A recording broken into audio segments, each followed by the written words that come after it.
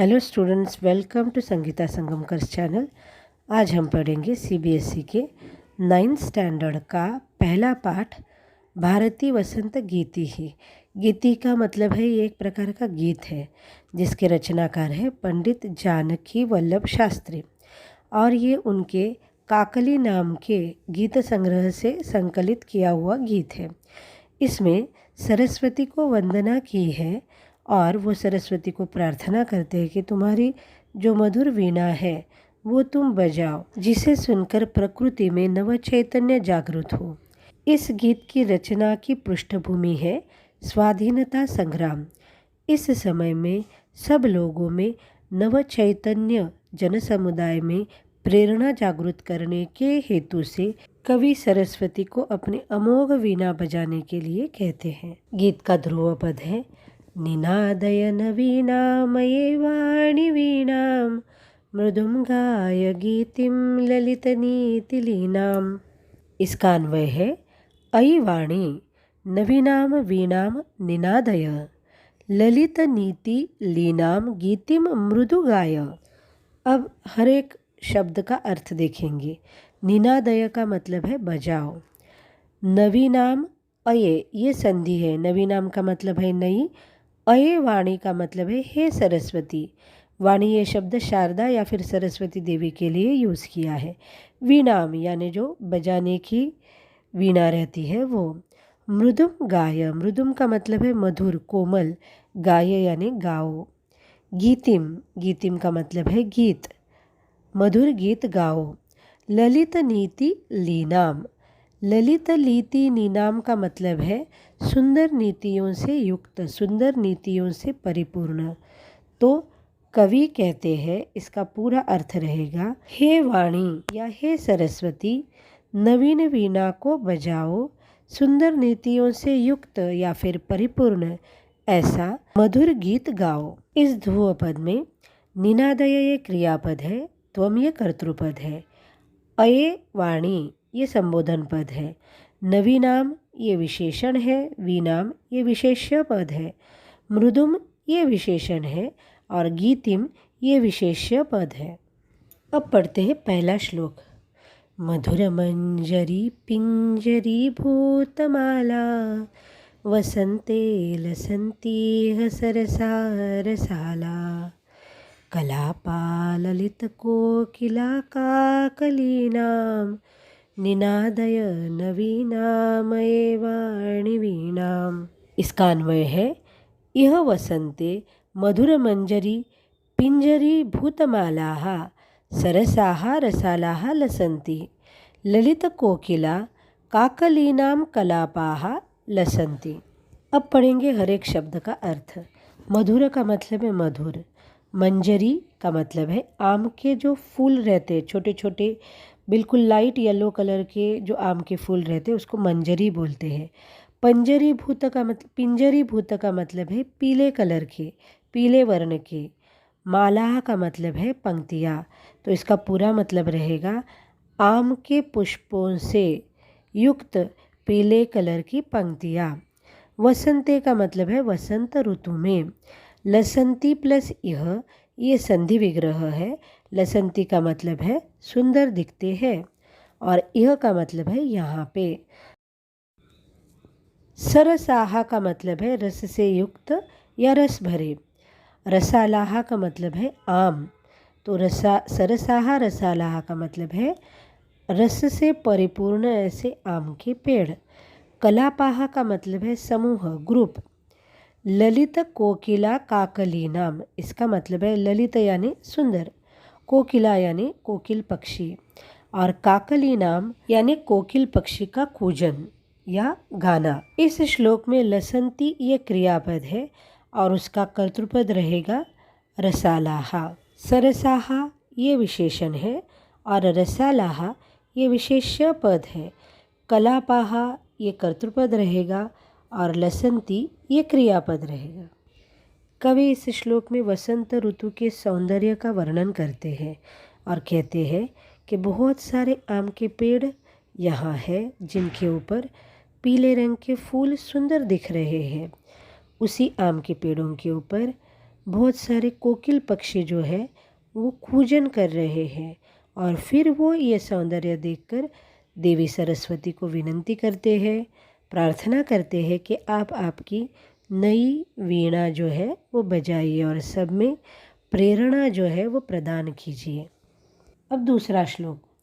वहति मन्दमन्दं सनीरे समीरे कलिन्दात्मजाया सवानीरतीरे नतां पङ्क्तिमालोक्य मधुमाधवीनां निनादय नवीनामये वाणिवीणाम्।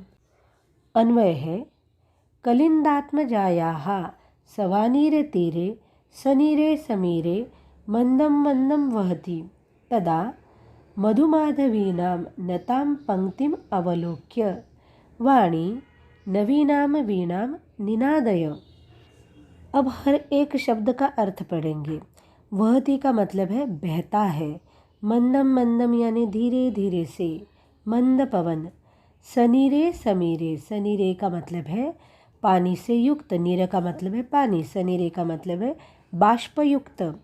समीरे यानी हवा, जब मंद मंद हवा बहती है, जिस हवा में बाष्प है यानी बाष्पयुक्त मंद हवा जब बहती है, ये पहले लाइन का मीनिंग है।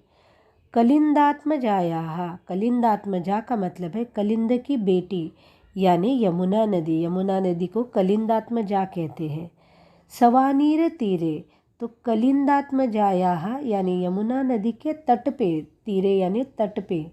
कौन सा तट है, का क्या है वहाँ पे? सवानीर तीरे। सवानीर तीरे का मतलब है बेत की लता से युक्त तट पर। नताम पंक्तिम आलोक्य, ये 3 अलग अलग शब्द हैं। नताम यानी झुकी हुई, पंक्तिम यानी पंक्ति यानी लाइन, आलोक्य यानी देखकर, विलोक्य आलोक्य ये सब इसका मतलब है देखकर। मधुमाधवी नाम, मधुमाधवी नाम का मतलब है मधुर मालती। मधु का मतलब है मधुर, और मालती के जो लताएं हैं वो झुकी हुई लताएं देखकर फिर से वो सरस्वती देवी को कहते हैं कि हे सरस्वती देवी, तुम अपनी नई मधुर वीणा जो है वो बजाओ। इस श्लोक में कवि यमुना नदी के सुंदर तट का वर्णन करते हैं। ये तट बेत के पेड़ों से युक्त है और यहाँ पे जो सुंदर पवन मंद मंद बहती है वो बाष्पयुक्त होती है और इसलिए ज़्यादा आह्लाददायक लगती है। यहीं पे मधुमालती लताओं की झुकी हुई पंक्तियाँ भी दिखती है। तो कवि इतना सब सुंदर वर्णन करके देवी सरस्वती को फिर से वीणा बजाने के लिए कहते हैं। इस श्लोक में वहती ये क्रियापद है और समीरह ये कर्तृपद रहेगा। मंदम मंदम ये अव्यय है, उसका मतलब है धीरे धीरे। सनीरे ये विशेषण है और समीरे ये विशेष्य पद है। कलिंदात्मजायाः प्लस सवानीर तीरे ये रहेगी संधि विग्रह। और कलिंदात्मजायाः का मतलब है यमुना नदी के, सवानीर तीरे यानी बेत के लताओं से युक्त तट पे। नताम और पंक्तिम, इसमें से नताम ये विशेषण पद है, पंक्तिम ये विशेष्य पद है। पंक्तिम प्लस अवलोक्य ये संधि विग्रह है। अवलोक्य ये ल्यप प्रत्यय है, अव प्लस लोक ल्यप प्रत्यय है। अब तीसरा श्लोक। ललित पल्लवे पादपे पुष्पपुंजे मलयमारुतो चुम्बिते मंजुकुंजे स्वनन्तीं ततिं प्रेक्ष्य मलिनामलीनां निनादय नवीनामये वाणिवीणाम्। श्लोक का अन्वय। ललित पल्लवे पादपे पुष्पपुंजे मंजुकुंजे मलयमारुतो चुम्बिते स्वनन्तीं अलीनां मलिनां ततिं प्रेक्ष्य हे वाणी नवीनाम वीणाम निनादय। इस श्लोक में कवि कहते हैं कि मलय पर्वत से आने वाला जो वायु है वो सुगंधित रहता है, क्योंकि मलय पर्वत पे चंदन के पेड़ बहुत ज़्यादा रहते हैं, इसलिए वहाँ से आने वाला वायु या पवन वो भी सुगंधी रहता है और वो सुगंधी पवन जब पेड़ों के और लताओं के फूलों को स्पर्श करता है तब उनका सौंदर्य और बढ़ता है। और इन फूलों के ऊपर गुंजन करने वाले जो भंवरे हैं, इन भंवरों की पंक्तियों को देखकर, इनका सौंदर्य देखकर वो फिर से सरस्वती देवी को अपनी नवीन वीणा बजाने के लिए प्रार्थना करते हैं। पढ़ते हैं हर एक शब्द का अर्थ। ललित पल्लवे पादवे पुष्पपुंजे। ललित पल्लवे का मतलब है, ललित यानी सुंदर, पल्लव यानी पत्ते, जो नए आए हुए पत्ते रहते हैं उनको पल्लव कहते हैं। पुष्पपुंजे का मतलब है पुष्पों के समूह पर, गुच्छों पर, बहुत सारे बंचेस ऑफ फ्लावर्स है वहाँ पर। मलय मारुत चुंबितः। मलय का मतलब है मलय पर्वत, मारुत का मतलब है वायु या फिर पवन, और मलय मारुत चुंबित का मतलब है मलय पर्वत से आने वाले वायु के स्पर्श से। मंजू कुंजे का मतलब है, मंजू का मतलब है सुंदर और कुंजे का मतलब है उद्यान में। तो मलय पर्वत से आने वाले सुगंधित वायु के स्पर्श से सुंदर उद्यान में। आगे का शब्द है स्वनंतिम प्लस ततिम प्लस प्रेक्ष। ये संधि विग्रह बहुत इम्पॉर्टेंट है। स्वनंतिम का मतलब है गुंजन करने वाले, ध्वनि निर्माण करने वाले। जो ब्लैक बीज की जो आवाज़ रहती है उसको स्वनंतिम कहा है, उस ध्वनि को स्वनंतिम कहा है। ततिम, ततिम का मतलब है पंक्ति, यानी बहुत सारे ब्लैक बीज वहाँ पे है। आगे का और नेक्स्ट वर्ड है प्रेक्ष। प्रेक्ष यानी देखकर, विलोक्य, अवलोक्य, प्रेक्ष इन सब का मतलब है देखकर। मलिनाम अलीनाम, ये भी संधि विग्रह है। मलिनाम यानी डर्टी या फिर ब्लैक कलर के। आपको पता है कि ब्लैक बीज जो है वो ब्लैक कलर के ही रहते हैं, तो उसके लिए उन्होंने कृष्णवर्ण ये शब्द नहीं यूज़ किया है, तो मलिनाम ये वर्ड यूज़ किया है क्योंकि वो राइमिंग जो है वो बहुत अच्छे से बैठता है। मलिनाम अलीनाम। अली का मतलब है भ्रमर, भ्रमर यानी ब्लैक बी। तो मलिनाम अलीनाम का मतलब है ब्लैक कलर के बीज। मलिनाम यानी ब्लैक, अलीनाम यानी ऑफ द बीज। ओके, और ये ऑफ द बीज क्या है? ततिम, ततिम यानी पंक्ति, यानी बहुत सारे ब्लैक बीज वहाँ पे है। तो ये ब्लैक बीज की पंक्ति यानी ग्रुप देखकर हे सरस्वती देवी आप वीणा बजाओ। इस लाइन में स्वनंतिम ये विशेषण पद है और ततिम ये विशेष्य पद है। प्रेक्ष ये ल्यप प्रत्यय है, प्र प्लस इक्ष प्लस ल्यप। फोर्थ श्लोक। लतानां नितान्तं सुमं शान्तिशीलं चलेदुच्छलेत्कान्तसलीलं सलीलं तवाकर्ण्यवीणामदीनां नदीनां निनादय नवीनामये वाणी वीणाम्। पढ़ते हैं अन्वय। तव अदीनां वीणाम् आकर्ण्य लतानां नितान्तं शान्तिशीलं सुमं चलेत् नदीनां कान्तसलीलं सलीलम् उच्छलेत्। हे वाणी नवीनां वीणां निनादय। इस श्लोक में कवि सरस्वती देवी के ओजपूर्ण वीणा वादन का परिणाम बताते हैं। वो कहते हैं कि जो फूल लताओं के ऊपर शांतिशील यानी एकदम शांत है, वो ये आवाज़ सुनकर, वीणा की आवाज़ सुनकर, तेजपूर्ण वीणा की आवाज़ सुनकर हिलते हैं। उसी तरह से नदी में बहने वाला स्वच्छ पानी भी इस तेजयुक्त वीणा की आवाज़ से उछलता है। और कवि का इंटेंशन ये है कि इसकी पृष्ठभूमि जो है, इस काव्य की पृष्ठभूमि जो है वो है स्वाधीनता संग्राम।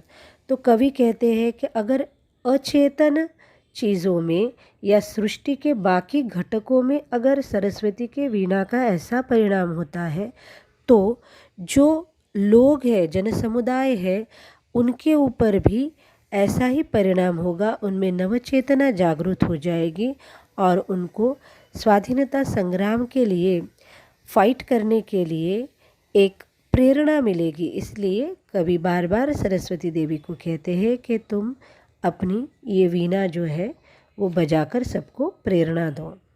अब पढ़ते हैं हर एक शब्द का अर्थ। लता नाम यानी लताओं के, नितांतम शांतिशीलम, ये दोनों शब्दों को हमको साथ में लेना पड़ेगा। नितांतम का मतलब है बहुत ज़्यादा, शांतिशीलम यानी बिल्कुल शांत, शांति से युक्त, सुमम यानी फूल। तो यहाँ पे शांतिशीलम ये विशेषण है और सुमम ये विशेष्य पद है। नितांतम ये शब्द भी विशेषण है और उसका विशेष्य पद रहेगा सुमम। नेक्स्ट लाइन में चलेत प्लस उच्छलेत प्लस कांत सलीलम, ये रहेगा संधि विग्रह। चलेत का मतलब है हिलते हैं, उच्छलेत का मतलब है उछलते हैं, कांत सलीलम का मतलब है एकदम स्वच्छ पानी, सलीलम का मतलब है पानी। जब ली ह्रस्व रहेगा तो उसका अर्थ रहता है पानी, तो कांत सलीलम में ली ह्रस्व है इसलिए उसका अर्थ रहेगा स्वच्छ पानी। और नेक्स्ट वाला वर्ड जो है जिसमें सलीलम, यहाँ पे ली जो है ये दीर्घ लिया है, तो इस सलीलम का अर्थ है क्रीड़ा युक्त या फिर कैजुअली, बहुत एकदम लाइट मूड में जो रहता है वो सलीलम। तो सलीलम का मतलब रहेगा क्रीड़ा युक्त। यहाँ सिर्फ यो ली इसकी मात्रा ह्रस्व और दीर्घ होने पर इसका मतलब जो है वो पूरी तरह से बदलता है। नेक्स्ट लाइन में तवाकर्ण्य, ये संधि विग्रह, इसका संधि विग्रह रहेगा तव प्लस आकर्ण्य। तव यानी तुम्हारा, आकर्ण्य ये ल्यप प्रत्यय है, आ प्लस कर्ण प्लस ल्यप और उसका अर्थ रहेगा सुनकर। वीणाम प्लस अदीनाम, वीणाम ये यानी वीणा, अदीनाम का मतलब है दीनता से रहित, दीन यानी बहुत ज़्यादा मिजरेबल, तो उससे रहित यानी उसके अपोजिट क्या रहेगा ओजपूर्ण, तेजपूर्ण यानी ग्लोरियस, ऐसी वीणा। सो अदीनाम ये विशेषण रहेगा और वीणाम ये विशेष्य पद रहेगा। पहले की लाइन में चलेत ये क्रियापद है और सुमम ये कर्तृपद है, उच्छलेत ये क्रियापद है और सलीलम या फिर कांत सलीलम ये जो है ये रहेगा उसका कर्तृपद। Students, thank you for watching this video. इसी लेसन के एक पदेन उत्तरत इस प्रश्न की प्रैक्टिस के लिए ज़रूर देखिए upcoming video. Do like, share, subscribe and comment.